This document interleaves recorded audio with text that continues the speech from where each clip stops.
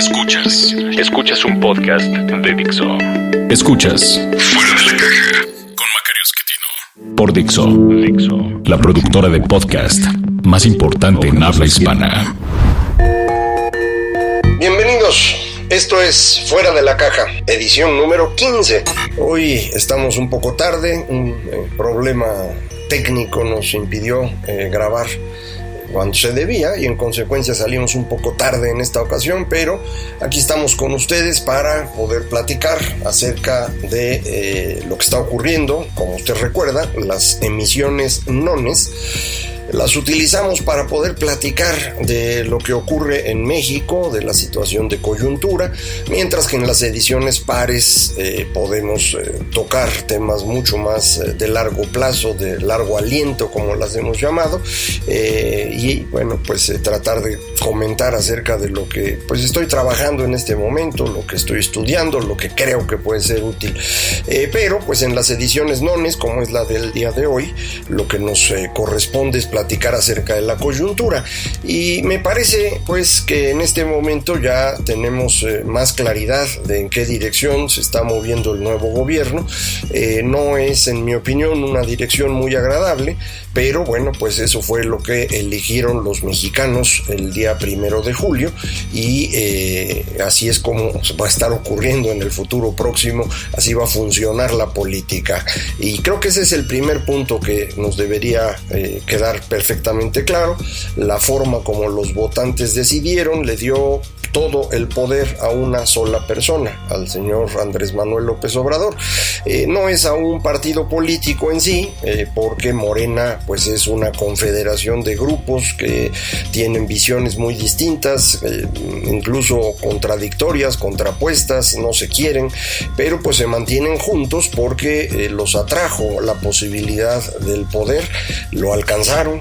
Y ahora pues están disputando cómo se va a administrar este poder, y en esta disputa creo que es muy importante entender que hay diferentes grupos más o menos organizados ya en este momento que van a estar tratando de mover el gobierno de López Obrador en su beneficio, pensando también en la elección de 2024 que indudablemente está ahí enfrente. Muchas personas dicen, no hombre, pues faltan 6 años. No, en realidad una elección inicia en el momento que termina la anterior, así que ya terminando el día 1 de julio la elección, pues a partir del día 2 todo el mundo empieza a moverse para acomodarse hacia la siguiente, y parte del acomodarse significa tener suficiente poder en el gobierno actual. Y te decía yo veo varios grupos que se están construyendo, algunos ya tienen trayectoria, otros se estarán configurando, pero pues todos en la misma lógica. Por ejemplo, un grupo que creo que es muy importante es el que se construye alrededor de Marcelo Ebrard. Él será el canciller. Esto le permitirá estar lejos de las decisiones de todos los días. Creo que eso le permitirá ahorrarse problemas y al mismo tiempo promocionarse a nivel internacional, y sin embargo sigue haciendo política nacional, en particular a través de alguien muy cercano a él, Mario Delgado, quien hoy es el presidente de la Junta de Coordinación Política en la Cámara de Diputados. Es una posición muy relevante, y a través de él pues estará tratando de intervenir en la vida diaria sin cargar los costos obvios de ser un funcionario público. Para eso está como canciller. Hay un segundo grupo representado, me parece, por Martí Batres, quien hoy es el presidente del Senado, por Jade Kolpolevsky, que es la presidenta de Morena, varios otros de los dirigentes de esa organización, que claramente han dicho en muchas ocasiones ellos quieren que el socialismo bolivariano se implante en México. Para mí es el grupo más peligroso, porque pues a mí me parece que estas opciones de Cuba o Venezuela lo único que traen es miseria. Pero pues ellos han dicho con toda claridad, no estoy inventando acusaciones ni mucho menos, ellos han insistido en diversas ocasiones que creen que ese es el mejor camino para México y lo van a estar tratando de empujar. Hay muchas personas ahí, a lo mejor creo que Paco Ignacio Taibo, que ahora será el director del Fondo de Cultura Económica, deberíamos ubicarlo ahí, a Héctor Díaz Polanco, una cantidad importante de personas. que no tienen tanto poder. Bueno, si el presidente del Senado no es una cosa menor, pero hasta ahorita eso es lo que yo percibo que tienen, eso y el control del partido, que no es cosa menor, porque recuerde, será el único partido que tenga dinero para las elecciones. Todos los demás van a estar muy limitados de recursos. Varios de ellos han estado ya pues reduciendo sus estructuras porque no les alcanza ni para pagar los sueldos.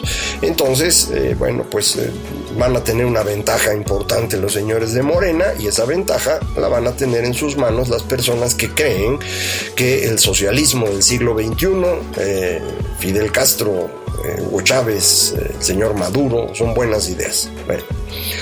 Un tercer grupo que también es relevante es el que se configura alrededor de la señora Claudia Sheinbaum, la nueva jefa de gobierno de la Ciudad de México, que es muy cercana a López Obrador. De hecho, si hoy hubiera que preguntar en quién podría pensar López Obrador para que fuera su sucesor o sucesora, pues creo que Claudia Sheinbaum es la persona indicada, es la más cercana a él.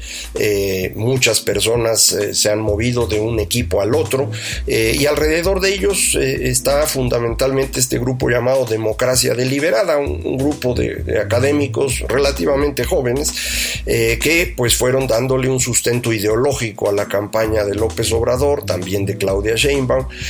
Tienen ahora espacios en el gabinete tanto de Sheinbaum en la Ciudad de México como de López Obrador. El subsecretario de Egresos, Gerardo Esquivel, pues es el fundador de este grupo. Su esposa, Graciela Márquez, será secretaria de Economía. Personas cercanas son la que será secretaria del Trabajo, Luisa María, el que será secretario de Desarrollo Agrario, Territorial y Urbano, también creo que es una persona cercana a ellos. Y bueno, este es un grupo que pues me parece va a estar tratando de configurarse como una opción más que académica, ya política. Hay un grupo pequeñito de personas muy cercanas a López Obrador, que son los que están en su gabinete. De ellos me parece que el más importante es César Yáñez, el de la boda, y pues sí me preocupa mucho que su boda fue una muy mala decisión en términos de cómo la llevó a cabo y cómo la hizo pública, y esto pues podría alejarlo de López Obrador, y esto, insisto, para mí sería preocupante porque pues lo dejaría más cerca de grupos como los encabezados por Batres, que es la dirección en la que no queremos, creo yo, que se mueva México, o al menos yo no lo quiero. Y finalmente estaría el grupo encabezado por Ricardo Monreal, un grupo de priistas que fueron abandonando ese partido y se fueron acercando. Creo que no es en este momento un grupo claramente definido, pero creo que la personalidad del señor Monreal, su posición, que tampoco es menor, es el equivalente a Mario Delgado, pero en el Senado, y creo que eso pues le va a ayudar a configurar también una opción política relevante conforme va avanzando el tiempo. Entonces estos grupos están tratando de guiar la política en su beneficio, como ocurre en todos los sistemas políticos del mundo. Tampoco es nada de lo que uno deba espantarse. Sin embargo, todavía en este momento, y creo que lo será por un buen rato, López Obrador tiene una gran fuerza, pero esa fuerza no es una fuerza que se haya convertido en una estructura política, porque insisto, Morena no es un partido político. Esto hace que López Obrador necesite del apoyo público para tratar de controlar a estos grupos, y creo que eso es lo que lo está llevando a tener una presencia pública excesiva para cualquier persona que está en un proceso de transición. Y esta presencia pública además es demasiado orientada a declaraciones y ocurrencias y poco a políticas públicas. Esto en este momento pues no muy bueno, pero en cuanto tome posesión será algo peligroso. El presidente de un país debe dedicarse a coordinar políticas públicas y construir una narrativa que las fortalezca, pero cuando es solo la narrativa y alrededor de ella se van poniendo políticas públicas conforme fortalezcan o no a la narrativa, pues entonces estamos en una dirección equivocada. Es algo parecido lo que le ocurre al señor Donald Trump, por ejemplo, pero pues me parece que esto es lo que está definiendo en buena medida la transición. López Obrador es un político que conoce de poder, pero nunca ha sido un funcionario público que conozca de políticas públicas, y creo que ni siquiera le interesan. Creo que evalúa a las políticas públicas en términos de los beneficios que le pueden aportar en poder, y por eso todas las decisiones. Por eso creo yo el tema de la consulta, que no sé si cuando usted escuche este podcast ya se haya resuelto, me refiero a la consulta del aeropuerto. Creo que varias otras decisiones están moviéndose alrededor de este tema de la narrativa, y las políticas son secundarias. Veamos, por ejemplo, el tema de energía.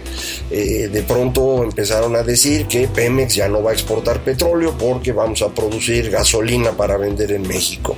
Esto es una muy mala idea en términos de estrategia de una empresa. Pemex vende petróleo en el exterior, obtiene dólares, con esto paga muchos de sus insumos y paga el servicio de la deuda que tiene contratada. Necesita los dólares. Si ya no vamos a exportar, sino que vamos a producir para gasolina nacional, pues ya no va a tener dólares, va a tener pesos. Para poder comprar sus insumos y pagar los intereses de su deuda, tendrá que comprar los dólares en el mercado. Dada la cantidad de dólares que necesita Pemex, esto implica una presión hacia el alza del valor del dólar y en consecuencia un deterioro en la capacidad de pago de Pemex. Eso es lo que las calificadoras la semana pasada empezaron a decir: oiga, pues esto significa que no van a tener dinero para pagar. Y por lo tanto, déjenme poner la calificación de Pemex en una trayectoria negativa. Si esto se confirma, pues le van a bajar grado a la calificación de Pemex, y dependiendo de la empresa calificadora, esto puede significar un pequeño costo o un costo inmenso. Entiendo que Moody's tiene a Pemex justo en el nivel de grado de inversión, de manera que si bajara en un poquito la calificación, con eso queda Pemex fuera del grado de inversión. Los grandes fondos no pueden invertir en deuda de ese tipo, así que tendrían que venderla de inmediato, lo que significa que van a reducir el precio, y esto significa un alza en la tasa de interés, pues van a tener que pagar más Pemex. En previsión a eso, muchas personas empiezan a vender pesos y comprar dólares, y en el transcurso de algunos días hemos estado viendo una depreciación del peso muy acelerada, no la habíamos visto en tiempos recientes, y para mí es la primera vez que esta depreciación no es atribuible al señor Donald Trump desde inicios de 2016. Todos los movimientos del peso frente al dólar tenían que ver o con el movimiento general de las monedas, o cuando era un movimiento específico del peso se le debía fundamentalmente a Donald Trump. Ahora no, esta sí es nuestra solita.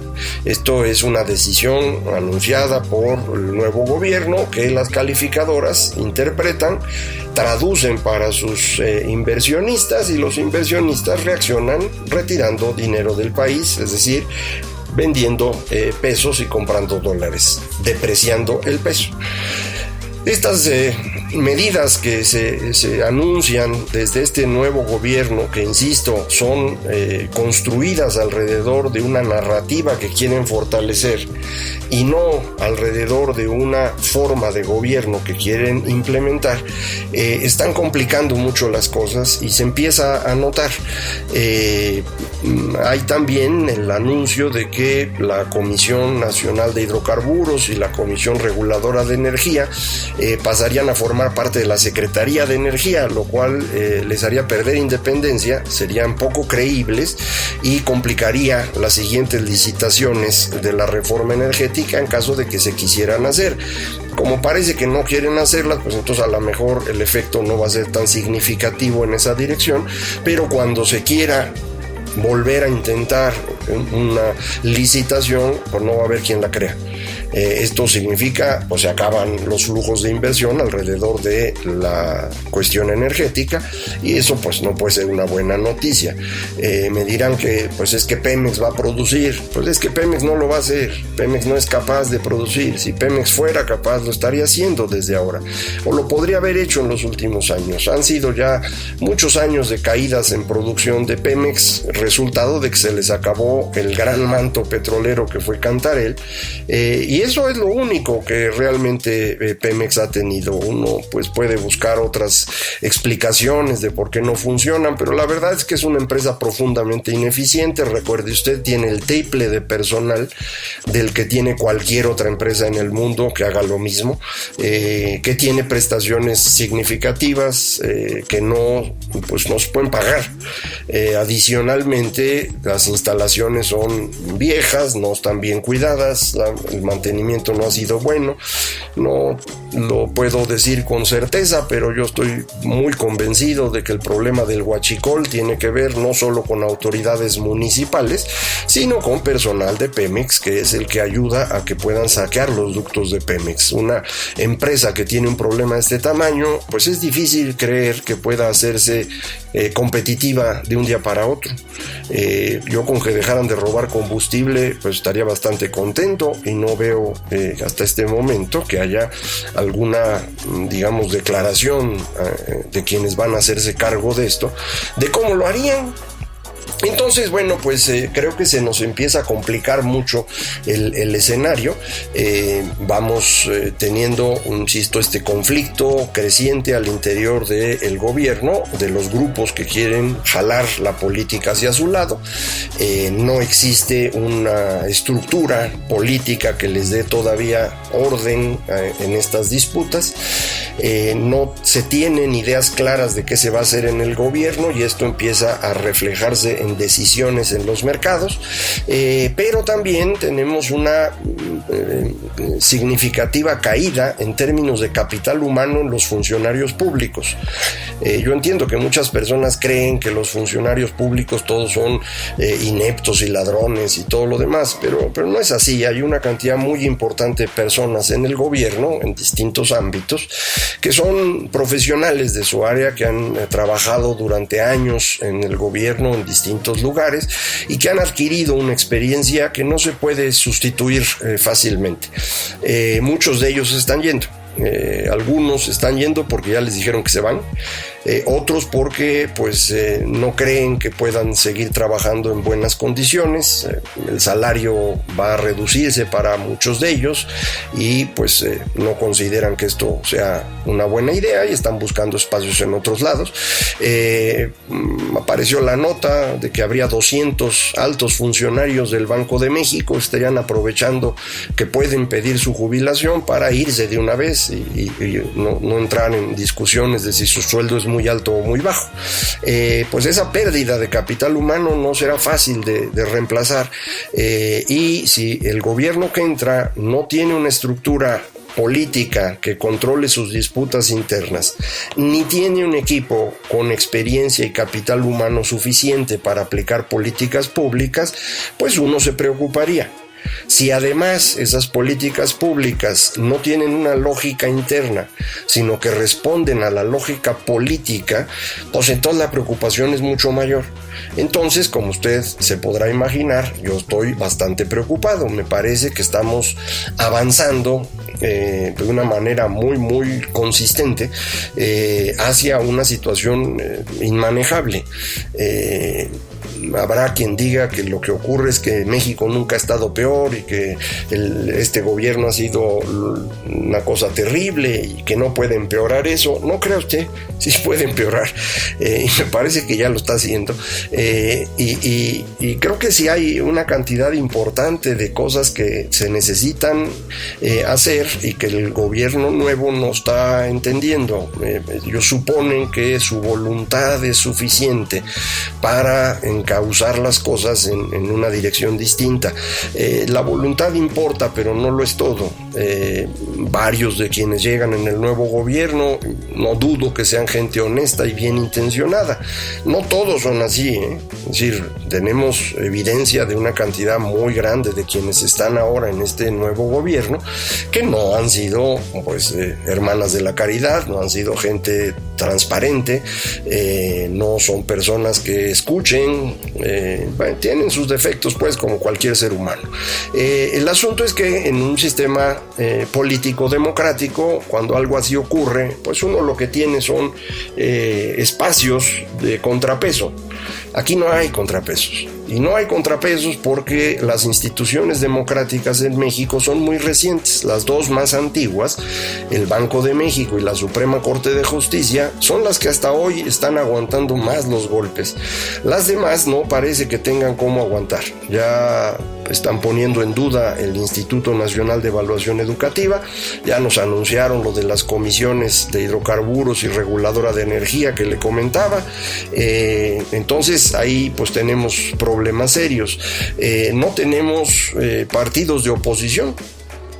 Prácticamente se barrió a todos los partidos de oposición. El único que tiene presencia es Acción Nacional, que está en el proceso de reconfigurarse después de la derrota, y es un proceso que le va a costar todavía un rato. Entonces no es una cosa sencilla. Creo que al faltar estos partidos de oposición, al no tener instituciones democráticas, pues entonces nos queda únicamente los mercados, que ya están reaccionando diciendo, oiga, por ahí no es, pero cada reacción de los mercados nos cuesta a todos, porque pues, si el peso pierde valor, pues todas las cosas que usted tiene en pesos se hacen automáticamente menos valiosas. Y la otra alternativa que tendríamos sería la sociedad, pero pues la sociedad en México nunca se ha organizado muy bien. No lo hicimos en los años 80 frente a las terribles crisis económicas.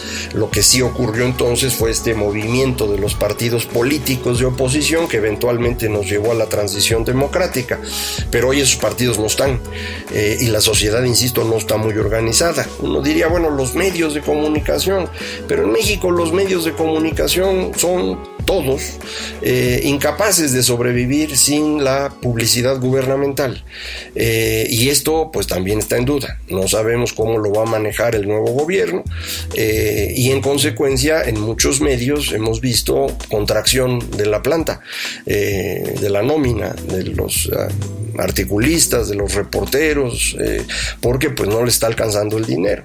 Y hay también un ataque constante de parte de López Obrador y de gente cercana a él, de los grupos que ya comentamos, tratando de desacreditar a todo aquel que discrepe con ellos. Puede ser la prensa fifí, puede ser lo que usted quiera, pero lo están haciendo, y esto va complicando mucho las cosas. Entonces el escenario por el que nos estamos moviendo en nuestro país en estas semanas que faltan para ya la transmisión final de gobierno, pues no son muy atractivos. Sí se está complicando el tema. Lo que pues habíamos estado diciendo durante muchos meses, desafortunadamente teníamos razón. No se trata de un grupo de personas que tuvieran ideas claras de cómo gobernar. Sí se trata de un grupo de personas que tienen ideas claras de cómo hacerse de todo el poder. Algunos de ellos probablemente para pues tomar dinero, pero otros, como es el caso de López Obrador, por el puro asunto del poder. Eso es lo que realmente a él lo mueve, es lo que le parece atractivo. En esta circunstancia creo que tenemos que empezar a tratar de tomar medidas pues para defendernos, para evitar que la trayectoria del nuevo gobierno nos ponga en circunstancias difíciles, y esto pues tiene que ver con muchas cosas. Primero, me parece que convendría que empezáramos a pensar en cómo vamos a construir una oposición. Esto significa desde tratar de tener mucho más respaldo a la prensa, defender a la prensa de los ataques del gobierno y de sus aliados, porque de otra manera pues nos vamos a quedar sin esta posibilidad incluso de pensar la sociedad. Segunda cosa importante, necesitamos ver cómo fortalecemos a los partidos de oposición. Ya comentaba yo Acción Nacional, y el otro partido que me parece que puede ser oposición, pero es pequeño ahorita, es Movimiento Ciudadano. En alianza con Movimiento Ciudadano ganó el señor Alfaro la gubernatura en Jalisco, y esto le da una posibilidad de construir hacia adelante, pero pues digamos no es una fuerza política grande, su presencia en las cámaras es pequeña, no necesariamente querrían aliarse en todo con Acción Nacional, pero en algunas cosas es posible que sí. Hay que ver los restos del PRD y del PRI en qué dirección se mueven. Han estado diciendo que quieren hacer una refundación de sus partidos y están buscando cómo. No estoy seguro que tengan futuro así, pero creo que coaligados con los otros dos partidos mencionados ya podríamos lograr algo para tener una oposición, pero necesitaríamos que estos políticos actuaran de una manera mucho más profesional y más esforzada, de lo que hicieron en los últimos años, porque si van a continuar haciendo lo que vimos durante los últimos años, pues estos partidos tampoco van a tener gran futuro. Entonces, dos cosas, pues. Primera, defender a la prensa, defender la opinión, defender la crítica. Segunda, construir oposición.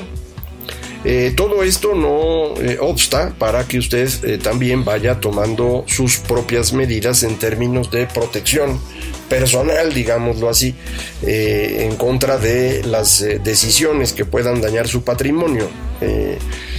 Yo recuerdo que en los años 70, cuando esto se empezaba a hacer un desorden monumental, el gobierno insistía en que no compráramos dólares porque eso era actuar contra la patria.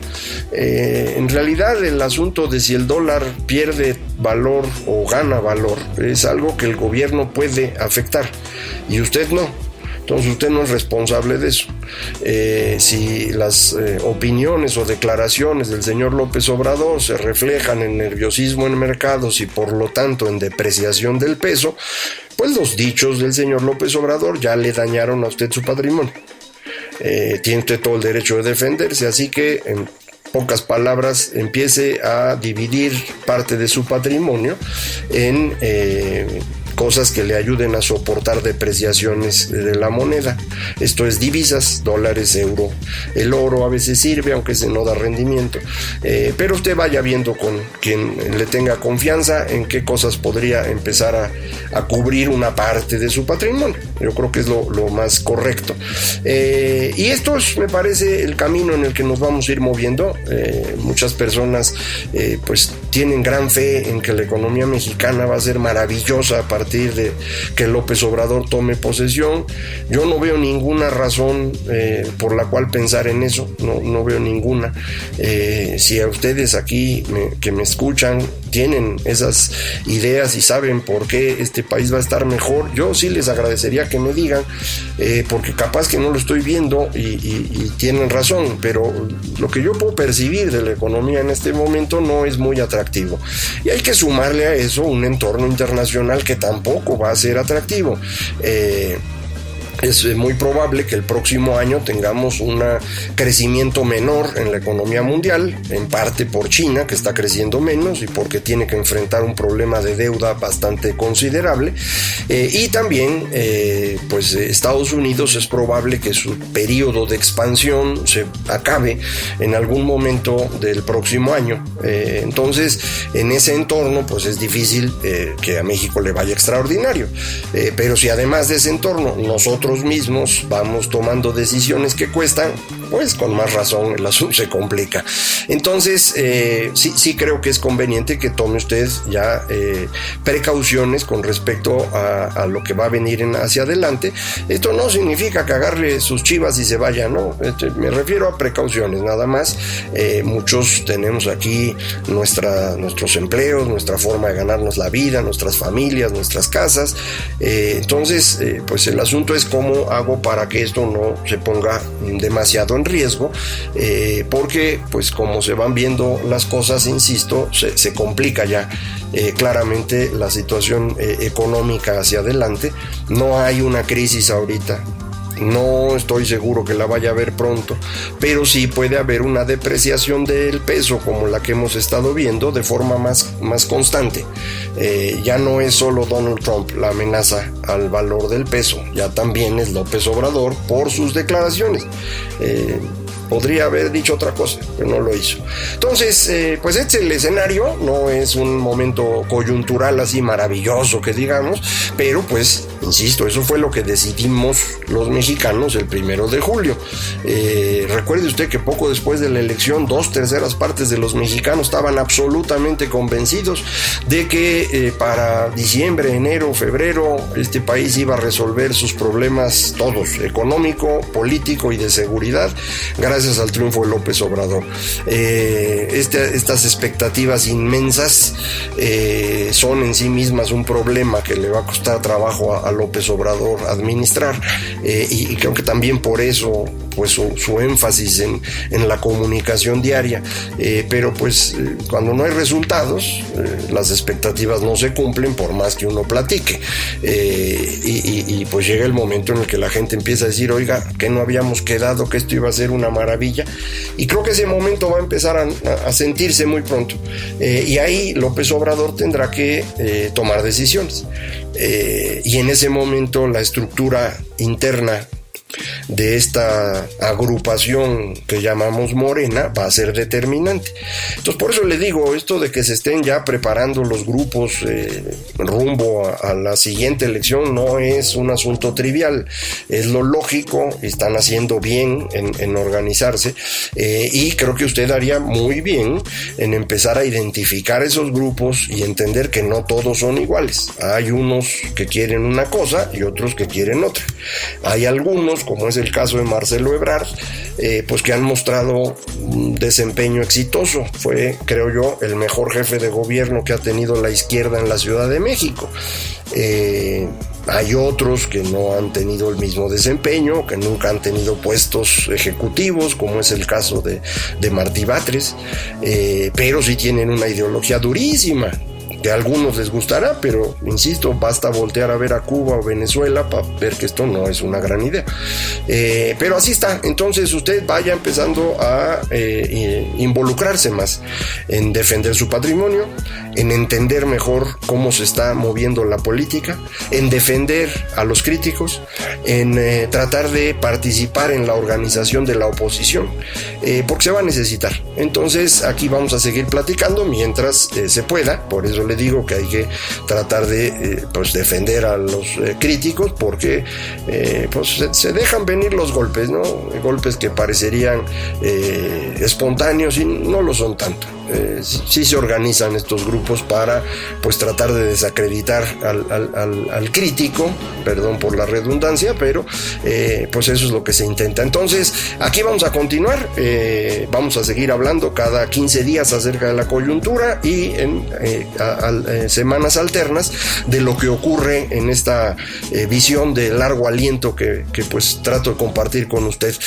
Muchísimas gracias. Esto fue Fuera de la Caja en su emisión número 15. Yo soy Macario Schettino y estoy a sus órdenes en @MacarioMX en Twitter, en macario@macario.mx, el correo electrónico, y www.macario.mx, la página en internet. Muchísimas gracias. Dixo presentó Fuera de la Caja con Macario Schettino.